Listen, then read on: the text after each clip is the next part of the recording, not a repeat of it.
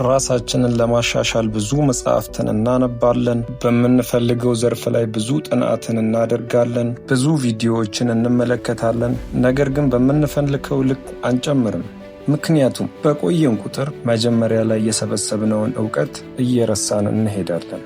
ታዲያ ዛሬ ይሄ ቪዲዮ በመርሳት ለተቸገራችሁ ወይም ደግሞ የማስታወስ ብቃታችሁ በእጥፍ እንዲጨምር ለምትፈልጉ ሰዎች በሳይንስ የተረጋገጠ የማስታወስ ችሎታችሁን ወይም አቅማችሁን በእጅጉ የሚያሻሽሉ 7 ዘዴዎችን እናቀርባለን። በየመሃሉ የማስታወስ አቅማችሁን የምትረዱበትን ቀላል የሳይኮሎጂ የአእምሮ ጨዋታዎችን እንጫወታለን። በተጨማሪም እነዚህ ነገሮች የማስታወስ ብቃትን ብቻ አይደለም የሚጨምሩት፣ ሌሎች ከአእምሮ ጋር የተገናኙ እንደ ማሰብ፣ ውሳኔ መወሰንና ችግርን የመፍታት ጥበብ ተያይዘው አንድ ላይ መሻሻልና ማደግ ይጨምራሉ።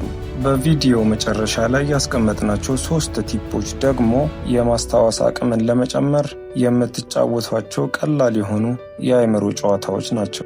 እንዳያመልጣችሁ። ቪዲዮውን ከመጀመራችሁ በፊት እንደዚህ አይነት ጠቃሚ ቪዲዮ ለብዙ ሰው እንዲደርስ መልካም ልብ ካላችሁ ቪዲዮውን ላይክ በማድረግ ይጀምሩ። ለዚህ የቁም ነገር ቻናላችን አዲስ ከሆኑ ሰብስክራይብ በማድረግ ቤተሰብ ይሁኑ። የሰው አእምሮ ካፓሲቲ ወይም ሚሞሪ ወይም የማስቀመጥ አቅሙ ምን ያህል ይመስላችኋል? የእውነት የምንረሳው የመያዝ አቅሙ አንሶ ነው? መልሱ ቀላል ነው፣ አይደለም ነው። የሰው አእምሮ እጅግ በጣም ብዙ ነገሮችን መያዝ ይችላል። ጥናቶች እንደሚያሳዩት አእምሯችን ከ2.5 ፔታባይት በላይ የሆኑ ነገሮችን መያዝ ይችላል። 2.5 ፔታባይት ማለት ምን ያህል እንደሆነ እስቲ እኔ 1 ፔታባይት 1024 ቴራባይት ማለት ነው። 1 ቴራባይት 1024 ጊጋባይት ነው። የማወራው ነገር በግልጽ እንዲገባችሁ በምሳሌ ስናየው በዘመኑ ጥራት ባላቸው ፊልሞች የሚይዙትን ስቶሬጅ ስናስበው 2.5 ፔታባይት ያላቸው ፊልሞች ለማየት በትንሹ 300 ዓመት ይፈጅብናል። 300 ዓመት። ያ ማለት በቀላሉ አእምሯችን የ300 ዓመት ርዝመት ያለው ፊልም መጫን ይችላል ማለት ነው። በአሁኑ ዘመን ባለው ጥራት ባለው የፊልም ስቶሬጅ ማለት ነው። ይህ ደግሞ ፐርፌክት ጥናት ነው ማለት አንችልም፣ ግን የሰው አእምሮ ከዚህ ቢበልጥ እንጂ አያንስም የሚለውን ነው የሚያሳየን። ታዲያ ግን ለምንድን ነው የምንረሳው? ለዚህ ትክክለኛ ምክንያቱ የአእምሮ አሰራር ባለመገንዘብ ነው፣ ወይም ለማስታወስ የምንጠቀምባቸው ዘዴዎች ልክ ስላልሆኑ ነው። ብዙዎቻችን ለማስታወስ ወይም ነገሮችን ላለመርሳት የምንጠቀምባቸው ዘዴዎች ደጋግሞ ማንበብና ራሳችንን ማስገደድ ወይም ማስጨነቅ ስለሆነ ነው። በዚህ ዘዴ ደግሞ አእምሯችን የአጭር ጊዜዎችን እንጂ የረጅም ጊዜ ትውስታን ሊያከናውንልን አይችልም። ስለዚህ አሁን ወደ 7ቱ ነገሮች ከማለፋችን በፊት በመጀመሪያ የአእምሮአችንን የማስታወስ ችሎታን የምንለካበት አንድ የጭንቅላት ጨዋታን እንጫወታለን። ጨዋታው ቀላል ነው። አሁን 10 የተለያዩ ቃላቶችን እናገራለሁ። የእናንተ ሥራ ቃላቶቹን መስማትና ማስታወስ ነው። ነገር ግን ቪዲዮውን ወደ ኋላ መመለስ አይቻልም። አንድ ጊዜ ብቻ ጨርሳችሁ ስሙት። ማስታወሻም አይፈቀድም። እሺ እንጀምር።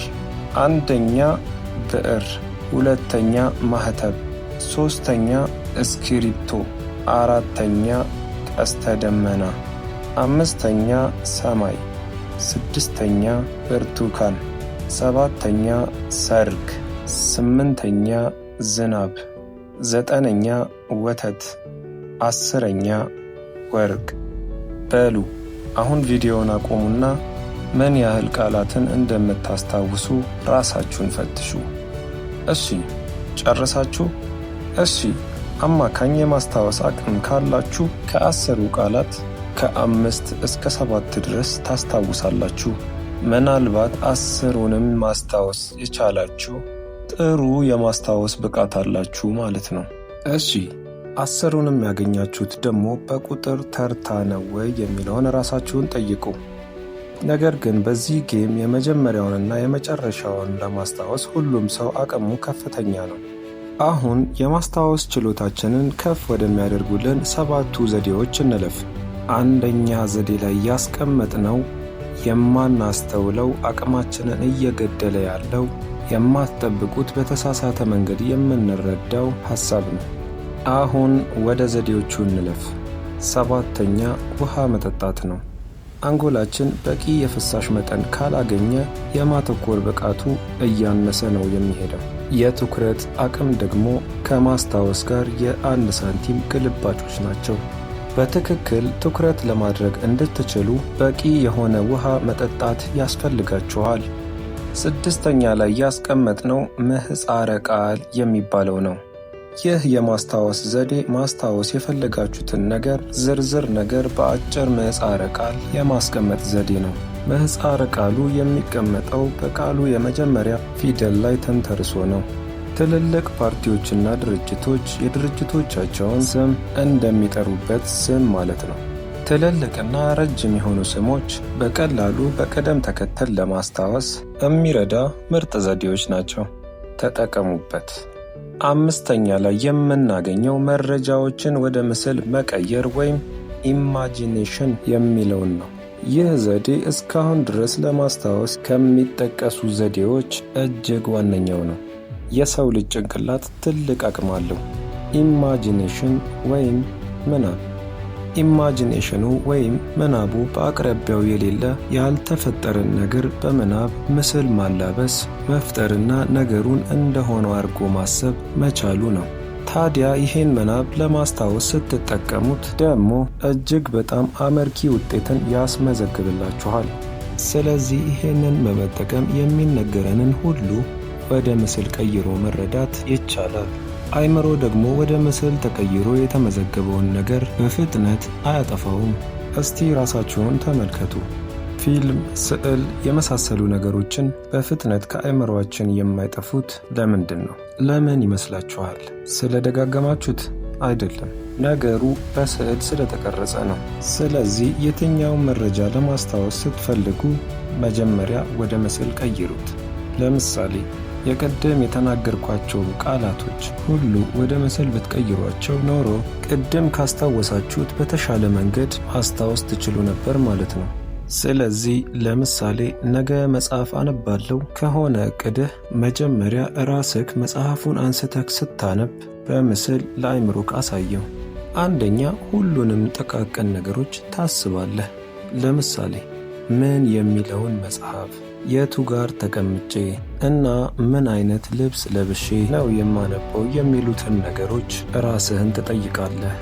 እነዚህን 3 ጥያቄዎች ስትመልስ ሙሉ ምስል ለአእምሮ ትሰጠዋለህ። ያኔ ነገሩን ማገናዘብም ሆነ ማስታወስ በቀላሉ ይቻላል ማለት ነው። ይህ የሚሆነው ነገሩ በምስል አእምሮአችን ማህደረ ትውስታችን ስር ስለሚገባ ነው ማለት ነው። ስለዚህ ይህን ዘዴ በደንብ ተጠቀሙት። 4ኛ ትኩረት ማድረግ። ይህ የማስታወስ ሌላኛው ገጽ ነው። የማይነጣጠልም ነገር ነው። አንድን ነገር 10 ሰዓት ከላይ ላዩ ከመመልከት 5 ደቂቃ አእምሮን ሰብስቦ በጥሞና ማጥናቱ የበለጠ ውጤታማ ነው። ቶማስ ኤዲሰን በአምፖል ፋብሪካው ውስጥ የሚሰሩ ሰራተኞች ዘወትር በአንዲት ቀጭን መስመር ላይ እንደሚያልፉ ተመልክቶ ነበር። በዚያ ቀጭን መንገድ ላይ አንዲት የወይራ ዛፍ ነበረች። ሰራተኞቹንም ጠርቶ በዚያች ዛፍ የተመለከታት አለ ወይ ብሎ ጠየቃቸው። ሁሉም ግን አስተውለዋት እንደማያውቁ ተናገሩ።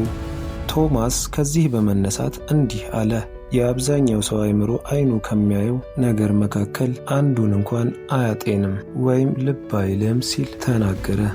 ታዲያ ግን እሺ ትኩረት እፈልጋለሁ፣ ግን እሱ እንዴት ይዳብራል ትሉ ይሆናል። ቀላል የሆነ ልምምድ አለ። ይህም አንድን ነገር ብቻ እያደረጉ ረዘም ላለ ደቂቃ መቆየት። በየዕለቱ የምትቆዩበት ሰዓት ሲጨምር የትኩረት አቅማችሁ እየተሻሻለ ይመጣል። ለምሳሌ ሩቅ አትሂዱ። ምግብ እየበላችሁ ሌላ ምንም ነገር አለማድረግ፣ ስልክ አለመጎርጎር፣ ከሰዎች ጋር አለማውራት፣ በቃ ምግቡ ላይ ብቻ ፎከስ አድርጋችሁ ምግቡን ብቻ መመገብ። ይህ ትልቅ የሆነ የማስታወስ አቅማችሁን ይጨምረዋል። ሌላ ምንም ነገር ሳታደርጉ አንድ ነገር ላይ ረጅም ደቂቃን ስታሳልፉ የትኩረት አቅማችሁ ወይም አእምሯችሁ ሰብስባችሁ አንድ ነገር ላይ የመቆየት አቅማችሁን እየባሰ ይመጣል። ለምሳሌ ቼስ ተጫዋቾች ዮጋ የመሳሰሉት ሰዎች ብትመለከቷቸው የትኩረት አቅማቸው በጣም ከፍተኛ ነው። ያ የሆነበት ምክንያት አንድ ቦታ ላይ ተቀምጠው አንድን ነገር ብቻ እያሰቡ ረጅም ሰዓት መቆየት መቻላቸው ነው። ስለዚህ እናንተም ይህንን ዘዴ ብትጠቀሙት ውጤታማ ትሆናላችሁ።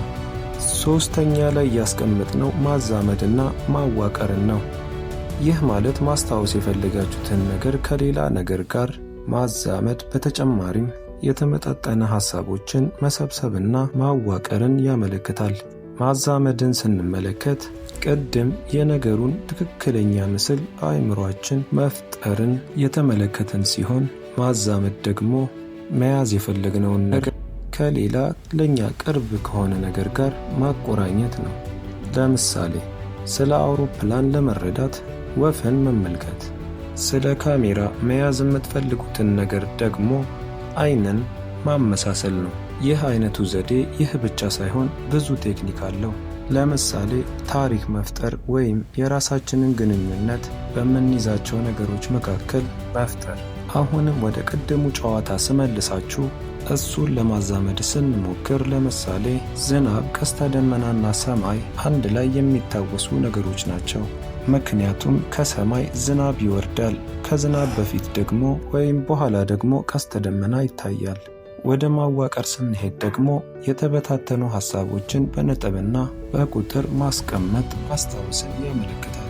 ሁለተኛ ስፖርት መስራት ነው። የተለያዩ ጥናቶች እንዳመለከቱት ስፖርት መስራት በቀጥታም ሆነ በተዘዋዋሪ ለማህደረ ትውስታችን እጅግ በጣም ጠቃሚ ነው። በብሪቲሽ ኮሎምቢያ በተጠናው ጥናት መሰረት መደበኛ የአካል ብቃት እንቅስቃሴ ማድረግ ለመማርና ለማስታወስ ኃላፊነት ያለበትን የአንጎላችንን ክፍል መጠኑን ከፍ ያደርገዋል። ማረፍ ባለባችሁ ሰዓት እያረፋችሁ መስራት ባለባችሁ ሰዓት ስሩ። ብቻ የማስታወስ ችሎታን በእጅጉ የሚያሻሽሉ ነገሮች ዋነኛው በቂ እንቅልፍ ነው። አሁን በቀጥታ በድጋሚ የተወሰኑ ዘዴዎችን ተጠቅመን የማስታወስ አቅማችሁን የምትፈትኑበት ቀለል ያለች ጨዋታን እንጫወታለን። እንደ ቅድሙ ነው። ከምጠራላችሁ 10 ቃላት ስንቱን እንደምታስታውሱ እንመልከት። እንጀምር። መንገድ፣ መኪና፣ ሱቅ፣ ምግብ፣ ጓደኛ፣ መሳቅ፣ ከበሮ፣ ሚስት፣ ወታደር፣ ረጅም። እሺ አሁን እኔ አንድ አውቄ ያሳሳትኳችሁ ነገር አለ። ከተገነዘባችሁት በኮሜንት ላይ ጻፉልኝ። በዛውም ያስታወሳችሁትን ቁጥር ኮሜንት ላይ ማስቀመጥ እንዳትረሱ። እሺ አሁን ለመጨረሻ ያስቀመጥንላችሁን 3 ቲፖች ልንገራችሁ። አንደኛ ጮክ ብለን ማንበብ። በይበልጥ ደግሞ መርሳት የሌለባችሁ ቃል ጋር ስትደርሱ ከድምፃችሁ ጎላ አድርጋችሁ ካነበባችሁት የማስታወስ አቅማችሁ በእጅጉ ይጨምራል። ሁለተኛ በመንገድ ላይ የመኪና ታርጋና የሱቅ ስልክ ቁጥሮችን በደቂቃዎች ለመሸምደድ መሞከር። በይበልጥ ቁጥሮችን ለመሸምደድ ብትሞክሩ እጅግ በጣም የማስታወስ አቅማችሁ ይጨምራል። ሶስተኛ ማስታወስ የምትፈልጉትን ነገር የሚነካ፣ የሚጨበጥ፣ የሚዳሰስ ከሆነ በስሜት ሕዋሳችሁ መንካት፣ መዳሰስ፣ መቅመስ። እነዚህ ነገሮችም የማስታወስ ችሎታችሁን በእጅጉ ይጨምሩታል። ለዛሬ ያዘጋጀንላችሁ ይህ ነበር። ፕሮባ ነኝ። ቪዲዮ ከተመቻችሁ ለብዙ ሰው እንዲደርስ ላይክ እና ሼር በማድረግ ይተባበሩን። ለዚህ የቁም ነገር ቻናል አዲስ ከሆኑ ሰብስክራይብ ማድረጉን እንዳይረሱ።